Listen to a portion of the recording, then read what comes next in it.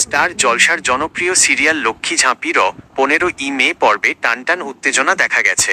আগের পর্বে ডাক্তার দামোদরকে মৃত ঘোষণা করেছিলেন, যা পুরো পরিবারকে স্তব্ধ করে দেয়। কিন্তু 15ই মে পর্বে ঝাঁপির মনে গভীর সন্দেহ দানা বাঁধে। তার মন বলছে দামোদর আসলে মারা যাননি, তিনি হয়তো বেঁচে আছেন। রনিত কোনোভাবেই চায় না সত্য সামনে আসুক। সে দীপকে দীপ্তার্ক বাধ্য করে, যাতে সে ডাক্তারের কাছ থেকে দ্রুত ডেথ সার্টিফিকেট আনিয়ে নেয়। রনিতের মূল লক্ষ্য হল কোনো প্রমাণ ছাড়াই দামোদরকে দ্রুত দাহ করে ফেলা। দীপ একদিকে পরিবারের শোক এবং অন্যদিকে রনিতের চাপের মুখে পড়ে দামোদরের শেষকৃত্য সম্পন্ন করার সিদ্ধান্ত নেয়। সে দামোদরকে শ্মশানে নিয়ে যাওয়ার প্রস্তুতি নিতে থাকে।